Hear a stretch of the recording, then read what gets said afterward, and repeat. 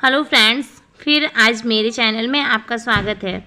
नहीं बहू, मुझे वृद्धाश्रम मत छोड़ो, मैं तुम लोगों के साथ अच्छे से रहूँगी। प्लीज़ ये स्टोरी पूरी सुनिए और पसंद आए तो लाइक कीजिए। एक माँ अपनी बहू से शिकायत करते हुए अपनी बेटी से बात कर रही थी। बीमार होने से किसी को क्या फ़र्क पड़ता है?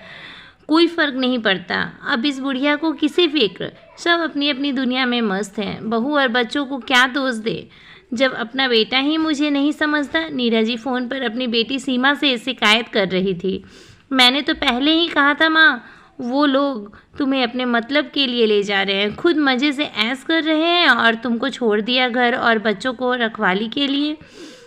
मैं तो अभी भी कह रही हूँ कि चुपचाप अपने गांव वापस चली जाओ। इन सब का एहसान लेने से अच्छी है कि सूखी रूखी जैसा भी मिलेगा खा लेना। वैसे अम्मा, एक बात बताओ कि तुमने गांव वाला घर बबलू के नाम कर दिया क्या?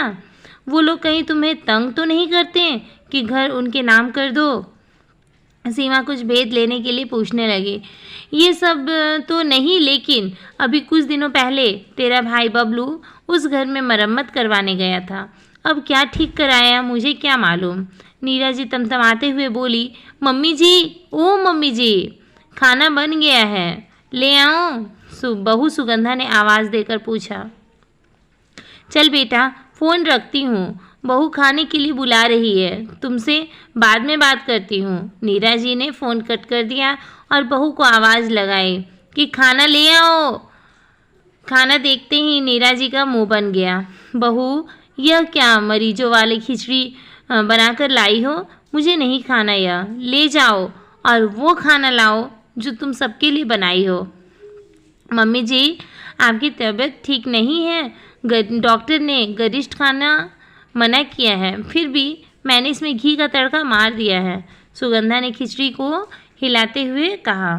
एक बार मैं तुमको बात समझ में नहीं आती? मुझे यह नहीं खाना है। मेरे बीमार होने से किसी को कोई फ़र्क नहीं पड़ता, फिर यह सब दिखावा किस लिए है बताओ? नीरा जी ने जिद पकड़ ली। लेकिन मम्मी जी, आज मैंने सभी के लिए यही बनाया है, हम सभी भी यही खा रहे हैं, आपको ऐसा क्यों लगता है कि हमें आपकी कोई फिक्र नहीं है? सुगंधा उदास होकर बोली। मैं सब जानती हूँ बहू, तुम लोगों की नज़र मेरे गांव वाले घर पर है। कान खोल कर सुन लो, किसी भी कीमत पर वो घर नहीं बेचूंगी। नीरा जी मुँह बनाते हुए खिचड़ी खाने लगी। शाम को जब बबलू घर आया तो नीरा जी के पास बैठकर चाय पी रहा था, तो नीरा जी उसे सुगंधा की शिकायत करने लगी। देख ले, अब तेरी पत्नी के राज में मुझे अच्छा खाना भी नहीं मिल रहा है, खिचड़ी खिला खिलाकर मुझे मार डालेगी। मम्मी, आप क्या बोलती हो? बोलने से पहले सोच लिया करो माँ। वो ऐसी क्यों करेगी? आपकी तबीयत ठीक नहीं है, कल से आपका पेट खराब है, इसीलिए उसने खिचड़ी बनाई और सभी को उसने वही खिलाया। आपको बस लड़ने के लिए फालतू मुद्दे चाहिए होते हैं। कितनी बार आपसे कहा है कि यहाँ की बात दीदी को मत बताया करो, लेकिन आप तो कुछ समझने के लिए तैयार ही नहीं हो। बबलू गुस्से से बोला। क्यों न बताऊँ? बेटी है मेरी, मेरे सभी दर्द को उसको अच्छे से पता है। क्या भरोसा तुम लोगों का? अभी घर मेरे नाम है, इसलिए उसके लालच में तुम लोग मेरी सेवा कर रहे हो, सब जानती हूँ मैं। वैसे एक बात बता, तुम घर की चाबी मरम्मत के लिए ले गए थे, क्या हुआ? घर में मरम्मत कराई या फिर किसी को बेचने के इरादे से दिखाने ले गए थे? नीरा जी संशय की दृष्टि से बबलू को देखते हुए बोली। बबलू कुछ देर तक नीरा जी को देखता रहा, फिर उठकर बोला, अम्मा, 2 दिन बाद संडे है, आप तैयार हो जाओ और अपना सब सामान भी बांध लेना। क्यों, मुझे वृद्धाश्रम छोड़ने का इरादा है? नीरा जी ने ताना मारते हुए बोला। बबलू ने निरीह दृष्टि से नीरा जी की तरफ देखा और बिन कुछ कहे वहाँ से चला गया। नीरा जी शुरू से ही बहुत तेज़ तरार स्वभाव की थी। अपने ससुराल वालों से भी उनकी कुछ खास नहीं बन पाई, करती वही थी जो दिल में आए। बबलू के पापा ने गांव में अपनी पुश्तैनी ज़मीन पर घर बना लिया और रिटायरमेंट के बाद नीरा जी के साथ वहीं रहने लगे थे। लेकिन बड़ी बेटी सीमा और बबलू की शादी भी उसी घर से हुई। बबलू की अपनी नौकरी थी, इसलिए वह परिवार के साथ शहर में आकर बस गया था। सीमा की शादी वहीं पास के ही गांव के जमींदार के बेटे से हो गई थी, जो अब राजनीति में सक्रिय हो गया था। पापा के मरने के बाद बबलू नीरा जी को अपने साथ ले आया, लेकिन नीरा जी सुगंधा के साथ सामंजस्य नहीं बैठा पा रही थी। उनको लड़ने के लिए एक न एक मुद्दे चाहिए थे।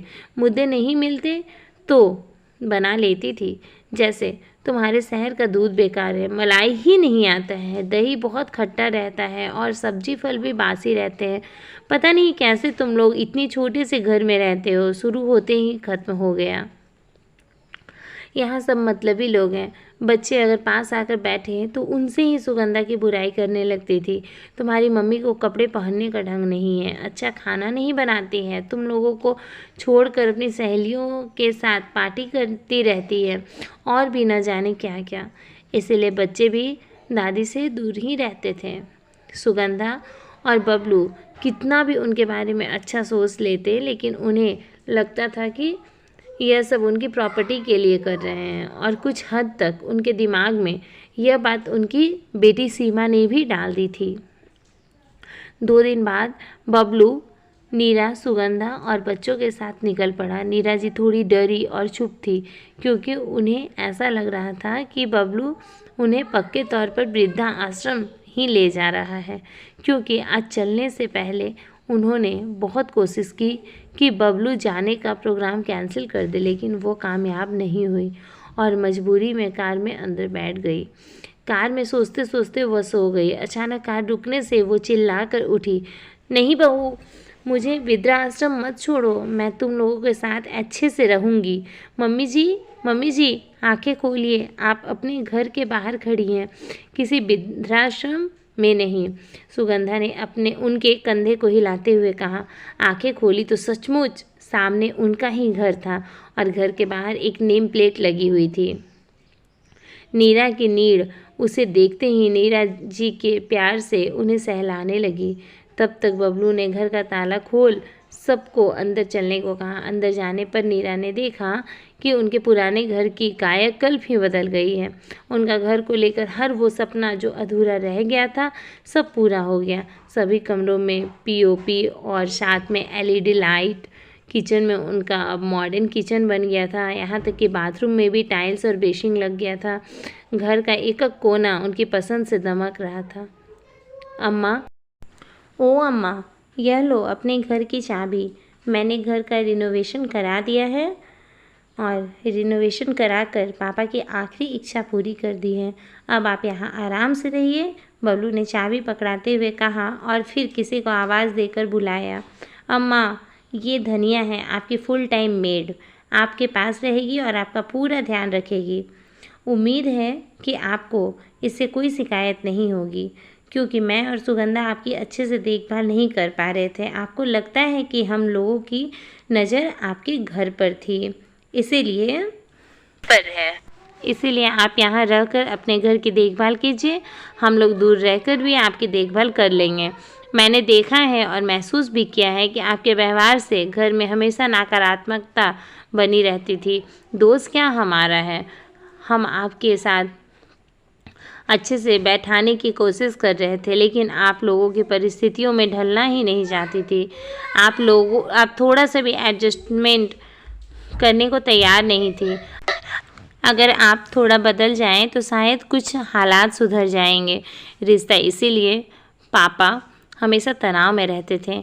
वहीं सब कुछ मुझे अपने घर में नहीं चाहिए था, इसीलिए हम लोग साथ न रहें, यही हम सब के लिए ठीक रहेगा। मैं जानता हूँ कि सब मुझे और सबसे ज़्यादा सुगंधा को दोष देंगे कि अपनी सास को अपने साथ न रख सकी, लेकिन सारा दोष क्या हमारा है?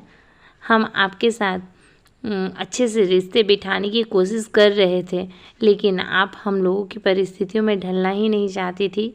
आप थोड़ा सा भी एडजस्टमेंट करने को तैयार नहीं थी। शायद अगर आप थोड़ा बदल जाएं तो शायद कुछ हालात सुधर जाते। रिश्ता कोई भी हो, थोड़ा बहुत समझौता करना ही पड़ता है। आपकी नज़र में हम कभी सही नहीं थे और ना ही रहेंगे। हम आपका नज़रिया नहीं बदल सकते हैं, लेकिन हम लोगों की नज़र में आप हमेशा पूजनीय हैं और हमेशा रहेंगी। माँ को दुख देकर हम भी कभी सुखी नहीं रह सकते, लेकिन आज आपने मुझे मजबूर कर दिया माँ कि हम अपने रास्ते अलग कर लें। बबलू ने पैर छुए और धनिया को सब समझाकर सुगंधा के साथ भारी मन से निकल गया। पीछे रह गई थी नीरा जी का अपना आत्ममंथन करने के लिए। अब उनका नज़रिया कितना बदला किसे पता। आपको क्या लगता है कि बबलू ने जो निर्णय लिया वो सही था या नीरा जी सही थी? परिवार तभी प्यार से चलता है जब पुरानी पीढ़ी भी वक्त के साथ बदल कर नई पीढ़ी को अपनाए। हमेशा दोस्त नई पीढ़ी को नहीं दे सकते, बात सिर्फ सही नज़र और सही नज़रिए की होती है।